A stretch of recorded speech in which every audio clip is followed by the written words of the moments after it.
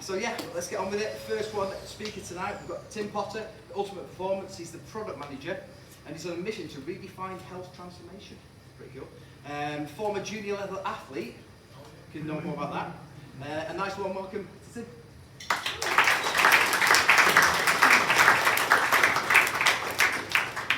Can everyone hear me okay? Is that microphone? That's good. Did you get the mic on? No, I think we're alright. If you can't hear me, just raise and we'll do something like that. Thanks for the nice introduction. I think junior athlete is pushing it a little bit, but I did perform in track and field when I was growing up quite a bit, which is nice. So yeah. So my name's Tim, and I am a product manager working in the health tech space at a company called Ultimate Performance. And today I'm going to be talking about how we're combining technology with world-class personal training to transform our clients' health and ultimately transform their lives. It's not going to be a traditional kind of tech talk. I'm not going to be talking about test-driven development or scaling kind of microservices. I'm going to be really focusing on a topic that's really close to kind of my heart in the sense of longevity and health span and wellness. I'm going to be framing it under that, guys. Really quick introduction to who we are. So Ultimate Performance is the world's leading personal training company. We operate in 27 gyms globally in places like London, LA, Dubai and Singapore, all those really nice places. And our model combines resistance training, tailored nutrition and lifestyle support alongside real world accountability to achieve life-changing results for our clients. With 97% of our clients who train with us either reaching their goals or stating that they've made significant progress to where they want to be from a health, fitness and kind of aesthetic perspective. And we see over the last few years, from a product perspective, we've been noticing a real shift towards health and longevity. This has kind of really been driven post-pandemic, and we're seeing more clients coming to us with goals not just to look better, but to feel better and improve their overall health. And so influencers like Peter Attia and Andrew Huberman, I'm sure you've probably heard of these people, speaking about topics like VO2 max, insulin resistance, and longevity, and they've been making this information and this context accessible to kind of a mass market audience for the first time. And that's kind of research and kind of things like that. And you have, at the same time, you've got a rise in kind of wearables, so wearables, home blood test kits, really prevalent at the moment, glucose monitors, providing unprecedented access to personal health data for just the average consumer for the first time. Cool. But the problem, what we're noticing is people are data rich with their insight poor. Tracking is mostly passive, it's overwhelming consumers with data and information without providing any really actionable insights of things they can do to improve their situation or their position. And at UP, we aim to cut through that noise. And so this talk is going to focus on two critical, actionable predictors of longevity. And those are areas that we at UP can directly influence through our scope of practice as personal trainers. And those are your metabolic health, so that's your body's efficiency at managing blood sugar, cholesterol, blood pressure, and fat storage, along with cardiorespiratory fitness, or VO2 max, which is your body's ability to use oxygen effectively, and it's a powerful indicator of your heart health and ultimately your longevity. So just a quick poll, who here uses a third-party wearable like a Whoop? Okay, we've got a few hands. Or Apple Watch or anything like that? Quite proven from a market research perspective, some really good market research. Has anyone done an at-home or in-clinic blood test, either as a private clinic or maybe as part of your company's wellness program or anything like that recently? A few hands there. Does anyone want to share how they found that experience? Point at somebody if they don't want to talk. Weird. Weird? Why weird?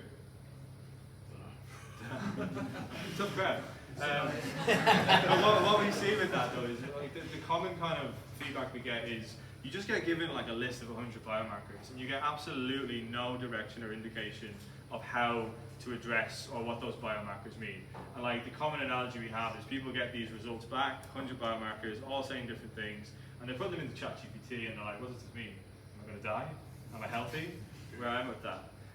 So yeah, I just wanted to just take a little bit of a pulse check on that one. Okay, so I now want to introduce, I'm going to kind of tell a story about a UP client. So this is Maria. 30 plus age female who trained with us for 18 months a few years ago. And then for this talk, obviously, Maria's profile is anonymized. It's not a real person in this case. But when Maria joined, Maria joined UP, her trainer took baseline metrics in week 1. So they took her body composition, her measurements, and her blood pressure. She also completed a blood test privately to capture comprehensive health data around her biomarkers. And initially, on the surface, you'd say, okay, looking at this kind of profile of person, overweight, on the kind of clinically obese scale. But her data revealed deeper concerns of how her lifestyle was impacting her long-term health. And visually, as I said, you wouldn't really make these assumptions that this person is clinically not very well.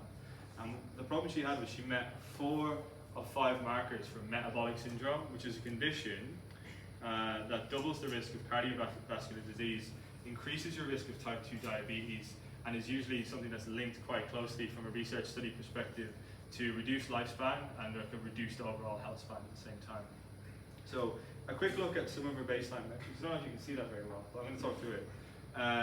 Blood pressure, categorized as stage 2, so that's 168/98, which is stage 2 hypertension, which is serious enough to raise her risk of stroke and heart attack. And as I said, as I keep kind of pointing out, on the surface you wouldn't suspect that critical health risk by looking at this person. And Maria herself was kind of completely unaware that her blood pressure, of these blood pressure issues. And this kind of underscores as well our duty of care at UP, so we immediately referred her to a doctor before starting training. The next kind of metric I want to highlight as part of this baseline is the waist measurement, 110 centimeters. This signals high visceral fat, and that's like the dangerous fat that sits around your internal organs. I've got a bit of that at the moment, somewhere and all that. Not in the best shape of my life. But that's the dangerous fat that sits around your internal organs, and it's strongly linked to systemic inflammation, insulin resistance, and ultimately chronic disease. Like as an example, for women, a waist above 88 centimeters is considered high risk. So at 110 centimeters, you know, Maria is facing an all-cause mortality risk that was likely going to cost her 3 to 5 years of her overall life expectancy, or longevity, which is her years lived in good health. Fasting glucose on the right side, 104, pre-diabetic, impaired insulin sensitivity, which is very much related to the waist measurement that we spoke about, and VO2 max of 25, which would put her in the bottom 10% for her age and her gender. So overall, her baseline markers put her at about 45 to 60% risk, depending on the research that you use to kind of validate, of increased risk of cardiovascular disease, stroke, or type 2 diabetes. So a very unhealthy individual who needed to immediately take action and improve her position. The turning point, so how Wear Ultimate Performance helped Maria take action. So we implemented a structured program, strength and resistance training. This is designed to increase your lean muscle mass, boost your metabolism and glucose control. It's designed to improve insulin sensitivity, lower your blood sugar, and reduce your fat storage. I'm assuming who here goes to the gym 2 or 3 times a week and is lifting weights on an active day? Great, so that's it. That's most of you. We put her on a controlled carb, high protein diet and a calorie deficit designed to stabilize blood sugar, minimize insulin spikes, reduce hunger, and significantly reduce visceral fat, lowering inflammation and heart disease risk. And then we've also implemented lifestyle and habit and behavioral tracking, which is a key part of our kind of digital technical project, which monitored sleep, recovery, which is optimizing hormones linked to fat storage and cravings. We also increased daily steps count to 10,000 steps, again designed to enhance cardiovascular health, insulin sensitivity, and most importantly, just burn extra calories. If anyone asks you to do 10,000 steps a day, it's mostly around cardiovascular improvement and just burning extra calories on a daily basis. And this is all powered by UP's tech stack. We have a native mobile app, so there is a bit of tech in there. Nutritional tracking, barcode scanning, macro coaching, real-time trainer feedback and AI, which is designed to reinforce consistent habit and build that engagement and relationship with the client's trainer. And a lot of clients will come into us, and this will be the first time where they've been asked to track what they eat or measure their food.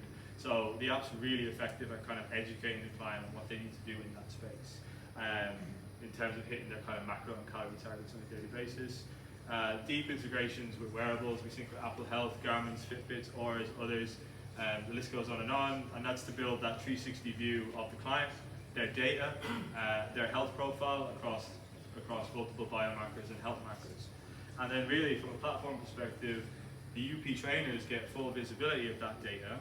They see all client inputs in context, so training logs, food diaries, sleep, steps, journals, measurements, and every variable is monitored, interpreted, and adjusted in real time to keep Maria on track towards her goals. Nice little swish. Nice animation. Very good. Nice animation. Is that your animation? Yeah. I thought they were mine. So after 18 months, Maria's health metrics dramatically improved. So she dropped 28 centimeters off her waist, which is a major reduction in visceral fat, now well below the high-risk threshold for women, and significantly lowering her risk of cardiovascular disease and all-cause mortality. Her blood pressure stabilized, firmly in a healthy range now, which is the biggest benefit I think she got. And I think one of the key things to call out here is that drop from a blood pressure perspective is the equivalent of the effects of first-line medications like beta blockers or ACE inhibitors, so reducing her risk of stroke, heart attack, etc. Her fasting glucose went into a normal range. She's no longer pre-diabetic. Massive life expectancy boost from that. That's usually down to the insulin sensitivity driven by the muscle gain and a reduced visceral fat and stable blood sugar diet that we put her through. And then VO2 max, which is probably one of the more interesting ones for me, because obviously I was in my youth, I was a track athlete, and VO2 max was a thing that we took quite sacred. She improved to about 25, and to kind of put that into context of what that actually means, that is a 3.7 MET increase, which is a major gain in cardiorespiratory fitness. Now, a MET is defined as a metabolic equivalent of task. So one MET or MET is the oxygen your body uses at rest. So you would define that as 3.5 milliliters of oxygen per kilogram of body weight per minute. That's a tough one to get out. But yeah, leading research studies that we kind of subscribe to and build into our training highlight that every 1 MET increase is linked to a 13% lower risk of early death and a 15% lower risk of cardiovascular disease. So there's a massive improvement in just going for that run. But you can also improve your VO2 max and your cardiorespiratory fitness quite dramatically just by losing weight. It massively improves your overall cardiorespiratory fitness. And that's Maria's story, and she's not unique. The transformation reflects what we see across thousands of clients globally. An interesting stat that we have from the amount of data that we capture around these clients is 40% of them start in like at-risk metabolic syndrome zones, which is quite a lot. And I think if you go to countries like the US, we have research that highlights that 60 to 70% of the average population are at risk or already in a metabolic syndrome zone. So it's becoming quite an endemic thing, specifically kind of in the Western world. And it really does impact your longevity and your quality of life. But after just 12 weeks, on average, our clients lose 7 centimeters off their waist. Blood pressure drops is around 11. And their VO2 max increases on average 63%. And again, that's 63% isn't a great number to define it, but it's so high because the weight drop is what actually achieves the VO2 max drop, not the cardiovascular gain, if that makes sense. And yeah, our integrated tech platform captures data from thousands of clients worldwide, helping us deliver personalized, data-driven training that is truly transformative and transforming clients' lives, just like Maria. And really one of the things I'm most proud of that we've been doing is our kind of research lab program, where we're building one of the largest real-world data sets on metabolic health interventions across thousands of diverse clients around the globe. So really wide demographic, different starting points, etc., and really useful data from a research and sports science perspective going forward, and health. All right, just to finish up, I just want to talk really quickly about metabolic syndrome. So I know I touched on this with Maria. She had 4 or 5 markers that put her in this category of metabolic syndrome. But what is it? To simply put, it's a cluster of risk factors across your waist, blood pressure, fasting glucose, triglycerides, or HDL, which is putting strain on your metabolism. And it's diagnosed when a person meets the at-risk threshold for two or more of the following kind of areas, so across waist, etc., triglycerides. Just really quickly, obviously, triglycerides being your excess fat in your blood linked to heart disease, and HDL is your good cholesterol levels, if that makes sense. And really, I just want to kind of highlight that anybody in this room can essentially go and they can see where they stand from a metabolic strain perspective. They can waist measurement, they can get their blood pressure checked, any sort of at-home Medichecks blood test kit can give you your glucose, triglycerides, and HDL, and you can see where you stand on this. And it's super important because, you know, metabolic syndrome often goes undetected until complications arise. So there's probably people in this room now, including myself, who are kind of developing the symptoms around metabolic syndrome. And that's why lifestyle intervention is critical. And subclinical insulin, as we're talking about, resistance can exist for years, silently increasing your risk of chronic disease over time. So I think it's a really super important thing to understand and know. And as I said, just going to the gym, lifting weights, eating better, all positive steps you can make now to reduce your risk of metabolic syndrome as you age. And a really quick talk to just the real world data at scale again in terms of VO2 max. VO2 max is super important because it's more than a fitness stat, as we kind of highlighted. It's the single strongest prediction of how long you're going to live, and it naturally declines with age. So after 30, most people here, I don't know the average age, but we're going to lose about 10 to 12% of our VO2 max capacity every decade, and this compounds over time. So if you were to take a 6-year-old woman with a VO2 max of 27, very hard to read graph, badly chosen, this would put her in the bottom third for her age group, and she may struggle with basic tasks like climbing upstairs, walking uphill, or even playing with her grandkids as she ages. It just low VO2 gives your body less capacity to recover, less resilience to illness, and higher risk of fatigue, falls, and loss of independence. And as we kind of keep touching on, our unique real-world data shows the true impact of lifestyle-driven VO2 max interventions at scale. So a really shocking stat for me is 45% of UP clients globally start in a low fitness zone. And over half of those for training with us move out to a higher fitness zone. So you can see what those fitness zones look like by just going to your Apple Health app, if you're on Apple, and seeing what your VO2 max score and which zone you kind of sit in. Yeah, 50% of UP clients move up to a higher tier through our targeted weight loss and lifestyle changes. And even our top performers gain an estimated 4 years of healthy life. So crucially, we're slowing the natural decline in VO2 and challenging the assumption that declining fitness after 30 years is inevitable. And then just one last kind of open question. Has anyone ever done a traditional gas-based VO2 max test? You have. How did you find it?